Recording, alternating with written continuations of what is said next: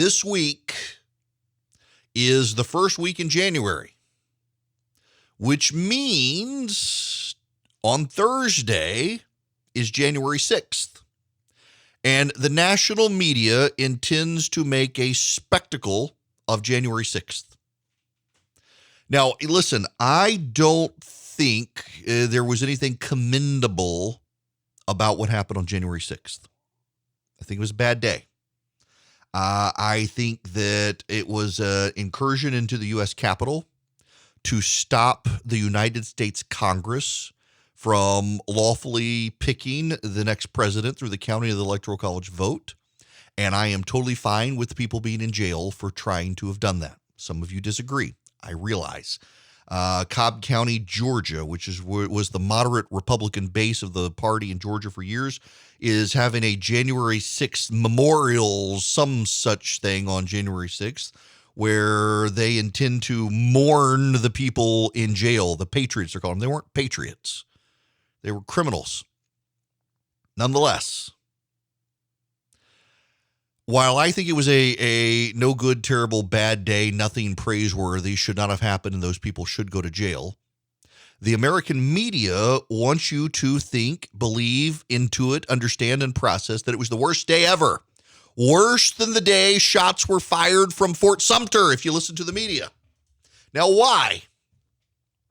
To understand what's going on here, you need to understand a report from the website Morning Consult that does a lot of data-driven analysis. And one of the things that they say is that the views of the Republican Party are back to normal. People do not hold the Republican Party in contempt for January 6th. In fact, their views of Donald Trump have rebounded as their views of Joe Biden have gone down. Now, this has everything to do with Joe Biden being president, not Donald Trump. But at the same time, Republicans are no longer associated per se with January 6th.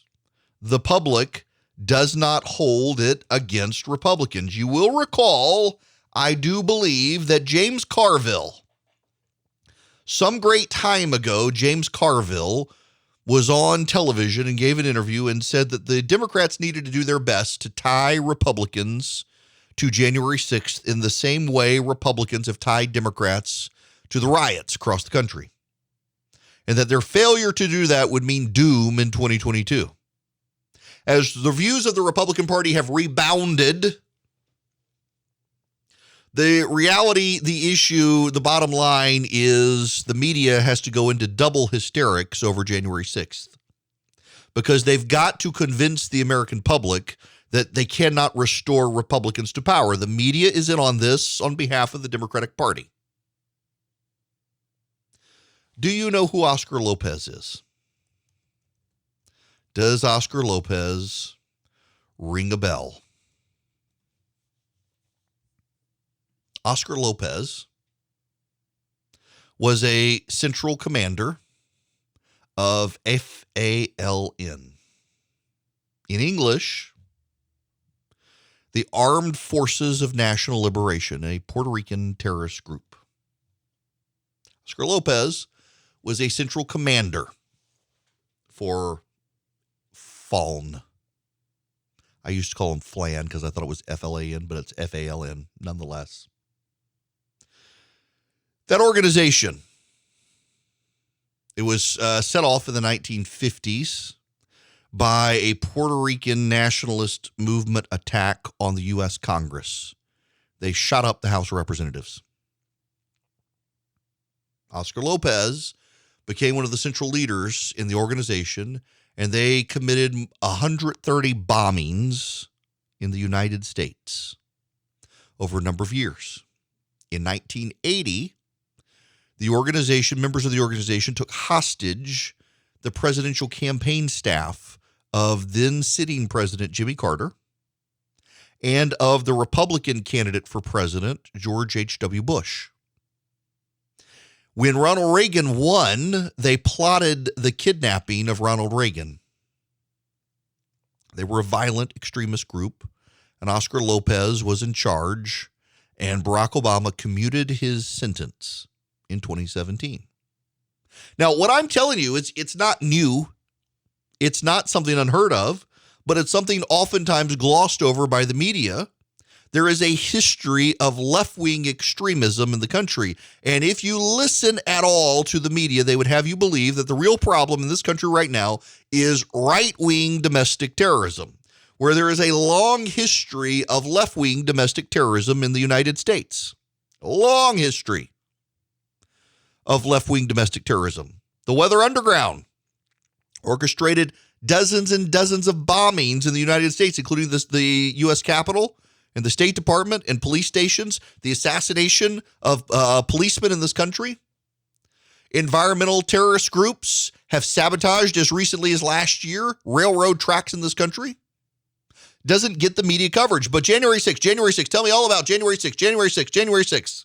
The media is obsessed with it. Pay no attention to left-wing violence in this country. Pay attention to January 6th. But also this. Go back to the year 2000. The Democrats commonly used a phrase about George W. Bush, that he was selected, not elected. They believe 5 members of the United States Supreme Court stole the election from them.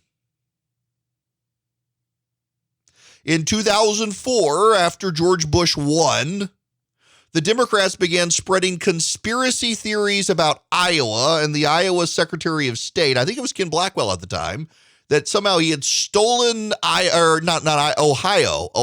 for George W. Bush. They refused to concede the legitimacy of the election. They thought John Kerry would win it, but for hanky-panky shenanigans in Ohio. In 2016, Hillary Clinton and the Democrats orchestrated a smear on Donald Trump that he was in bed with the Russians. And to this day, most Democrats believe the Russians stole the election for Donald Trump. It is not a legitimate election. Again, Donald Trump selected, not elected, by the Russians, no less. In 2018, Stacey Abrams lost to Brian Kemp in Georgia. Stacey Abrams, the media would have you believe Stacey Abrams came close to beating Brian Kemp, but for voter suppression. No, that's not actually it. Stacey Abrams came close to a runoff wherein she would have lost to Brian Kemp. It's not that Stacey Abrams came close to beating Brian Kemp. It's that she came close to a runoff. She couldn't even make a runoff. Hillary Clinton, Terry McAuliffe in Virginia, other prominent Democrats to this day will tell you Stacey Abrams should actually be governor of Georgia. Stacey Abrams herself refused to concede, and the media has let her get away with it. But if you deny the legitimacy of the 2020 election, you are a heretic apostate who will burn in hell. How dare you question 2020? Now, I think 2020 was a legitimate election. Were there shenanigans? Yes, but there always are. Were there enough to throw out the election? No, there were not. Spare me your outrage. But in 2016, 2017, the inauguration, well, let's back up to 2020. There were protests trying to disrupt the meeting of the Electoral College around the country. Remember that? We sure do gloss over that. In December of 2020, the Electoral College convened in states around the country, and there were protests, attempts to disrupt the Electoral College to stop their lawful selection of Donald Trump. The media gave them all a pass. The election in 2017, the inauguration, there were riots in the streets of Washington, D.C. You all remember the woman who's screaming, holding her hands to her head, screaming no, as they announced Donald Trump president of the United States. Do you remember the limousines that they firebombed? The storefronts with the smashed windows? The pink hats designed to be women's reproductive parts? You remember any of that? There were riots in the streets because Donald Trump was elected and inaugurated. There were, you will recall, when Donald Trump cleared out, well, it turns out it wasn't really him clearing out. It was the National Park Service clearing out the protesters at Lafayette Park. They were yet again in full high dungeons and protest against Donald Trump, and they used the media to lie about what actually happened. When the Inspector General report came out, turned out everyone was wrong. Donald Trump and William Barr had not ordered tear gas fired on these people. It was the Park Service because the people were getting increasingly violent. You got Stacey Abrams refusing to concede and the media celebrating Stacey Abrams' refusal to concede. I would argue January 6th is a logical stepping point. It's not that January 6th was unique. It's that normally it's the Democrats who do this. This time it was the Republicans. And the media that has given a pass to all the Democratic violence, all the Democratic refusal to concede elections, all the Democratic attempts to delegitimize elections, suddenly the media is really, really, really upset about Republicans and what happened on January 6th. Now, I think we should all be upset with what happened. I don't think it was good. I think it was bad. I think it was a bad day, but I don't think it was the worst day. And I think if you're someone who's given a pass to Democratic attempts to delegitimize elections and to riot when they don't get their way, you really should just keep your mouth shut about what happened on January 6th because it is a logical outcome.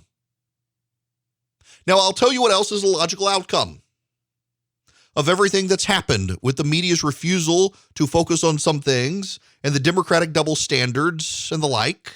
Oscar Lopez, let's go back to him.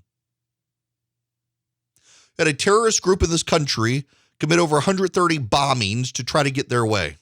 You have environmentalist groups engaging in terrorism. You have far left groups like the Weather Underground engaging in terrorism. The media would have you believe it's right-wing extremists. Pay no attention to this, I suppose, but there is a growing movement on the left even now for authoritarianism and defense of authoritarianism for climate change.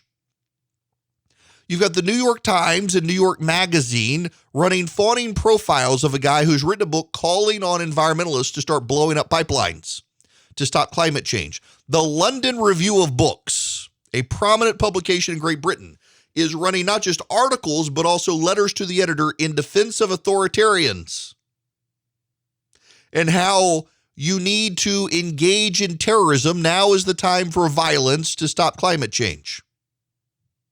You've got in this country, the media doesn't seem to be paying attention to it. I talk about it here, sabotage of rail lines in this country to stop tanker cars carrying oil. Let me read you part of this from the London Review of Books. The headline is Climate Emergency. The two pieces on Andreas Malm by James Butler and Adam Tooze raise a question that often puzzles me, namely, why do so few movements for environmental justice are willing to consider direct action or armed struggle, when these strategies were certainly seen as options in 20th century anti-colonial and anti-fascist movements? Where indeed are all the eco-terrorists? Malm believes that direct action against polluting infrastructure has so far been both a morally legitimate and practically successful strategy in that it actually stops pollution and produces a powerful incentive against continued investment. If you blow up a fracking installation twice, who will insure it a third time? In the global south, movements for environmental justice are often in essence a continuation of anti-colonial resistance and are subject to the same kinds of extreme violence and repression. Yet mainstream climate movements in the West persist in family-friendly demonstrations, pitifully anemic political and well-mannered civil disobedience, rather than, say, organizing a revolutionary cadre of saboteurs, are turning out in their thousands to participate in mass direct actions, which, if properly carried out, would be very difficult to prevent. You've got a defense of terrorism for environmentalism. But tell me, please, let's hand-wring about January 6th. A day that didn't accomplish anything except give the media an excuse to not have to focus on left-wing extremism and all of the concerted efforts over decades of the left to refuse to acknowledge electoral outcomes. We're going to hear a lot about that this week. Just keep all this in perspective. And remember, they said nothing when Obama commuted the sentence of Oscar Lopez.